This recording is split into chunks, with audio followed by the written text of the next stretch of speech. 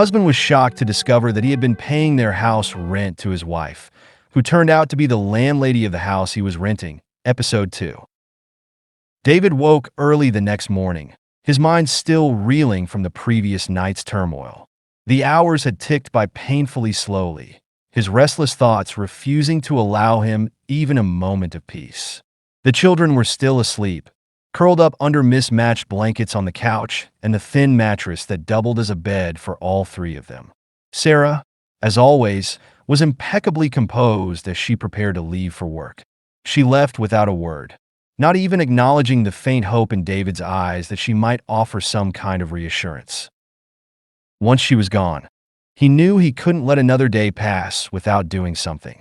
He was running out of options, and the pressure of their financial situation was threatening to crush him entirely. That's what brought him to Michael's office.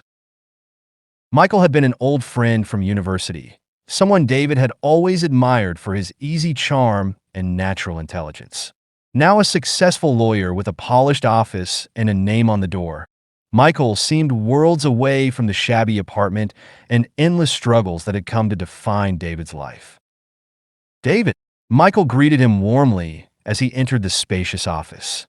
The walls were lined with bookshelves brimming with leather-bound volumes, and the smell of freshly brewed coffee filled the air. "It's been years since university. How have you been?" David forced a smile, though he could feel it faltering at the edges. "Managing," he replied, his voice heavy. He sank into the chair opposite Michael's desk, suddenly feeling out of place in the elegant office. "Michael, I really need your help. My family's struggling, and now the rent is going up again. I was hoping you could help me negotiate with the landlord for a lower rate. I don't know where else to turn." Michael frowned slightly, leaning forward. "The landlord? Why would you need me for that? Can't you just talk to Sarah directly?" David froze, his mind catching on Michael's words like a needle skipping on a record. "Sarah?" he repeated slowly. "My wife." Michael chuckled, his tone light. "Of course. Sarah. She's the owner of the house, isn't she? Didn't she tell you?" The words hit David like a freight train. His heart seemed to stop mid-beat, and for a moment, he was sure he hadn't heard correctly. "Well, what did you just say?" Michael leaned back in his chair, his expression calm and unconcerned, as if he hadn't just turned David's entire world upside down. "Sarah's been my client for years. All the rent payments go directly into her account." David felt the air leave his lungs, his chest tightening as if a vice had clamped down on him. He gripped the edge of Michael's desk to steady himself, the room spinning around him.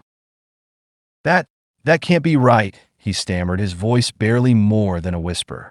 "Sarah never said anything about." Michael's brow furrowed slightly as he picked up on David's growing distress. "David, I assumed you knew. She's the property owner. I've handled her legal affairs for years. Are you saying she never told you?" But David couldn't answer. His mind was racing, a chaotic mess of emotions, confusion, betrayal, anger, disbelief. Without another word, he pushed himself up from the chair, his legs shaky beneath him. "David, wait," Michael began, but David was already stumbling toward the door, the walls of the office seeming to close in on him. The fresh air outside did little to calm him.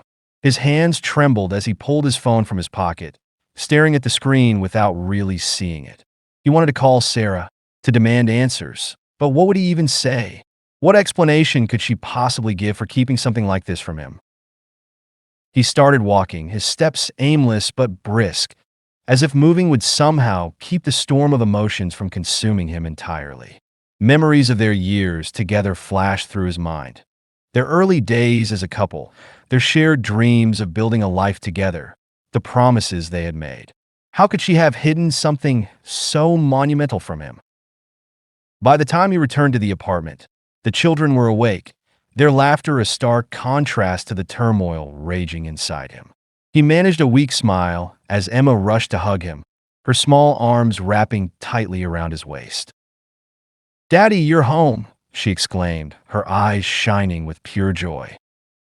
He knelt down to her level, brushing a strand of hair from her face. "I'm here, sweetheart," he said softly, his voice cracking. But even as he hugged her, his mind was elsewhere. Sarah arrived home later that evening, her usual air of composure firmly in place. She greeted the children with practiced affection before retreating to the bedroom to change. David waited until the kids were settled with a movie before he followed her. She was brushing her hair in front of the mirror when he entered, his reflection appearing behind hers. For a moment, he simply watched her, his heart pounding in his chest. "Sarah," he said finally, his voice low but steady. She met his gaze in the mirror, her expression unreadable. "Yes. I want to see Michael today," he began, watching for any flicker of reaction. "I asked him for help negotiating with the landlord about the rent." Her hand stilled, the brush hovering midair. "He told me something interesting," David continued, his tone sharpening. "He told me you're the landlord. That all this time, the rent I've been killing myself to pay has been going into your account." Sarah turned to face him, her expression carefully controlled. "David, I can explain." "Explain," he interrupted, his voice rising. "Explain what, Sarah? That you've been lying to me for years? That while I've been breaking my back to keep this family afloat, you've been sitting on the very money that could have saved us?" Her composure faltered for the first time, her eyes flashing with something between anger and guilt. "It's not that simple, David," she snapped. "You don't understand the full picture." "Then help me understand," he demanded, his fists clenched at his sides. "Because right now, all I see is betrayal. All I feel is that I've been made a fool of." The room was thick with tension, the air between them charged with years of unspoken truths and simmering resentment. Sarah took a deep breath, her voice trembling slightly. "There's more to this than you know. But if you want answers, you need to be ready for the truth. All of it." David stared at her, his heart pounding. "I'm ready," he said, though the uncertainty in his voice betrayed him. "Then sit down," she said, her tone heavy with finality, "because this is going to change everything." If you are captivated by David's heartbreaking journey and the web of lies he's beginning to untangle, make sure to like, comment, and subscribe to our channel. Don't forget to hit the notification bell so you don't miss the next gripping episode of The Veil of Deceit. In the next episode, David begins his search for answers. Desperate for the truth, he uncovers more shocking evidence that turns his world upside down. As he pieces together Sarah's deception, he realizes the betrayal goes much deeper than he ever imagined. Don't miss the emotional and suspenseful episode 3, Unearthing Secrets.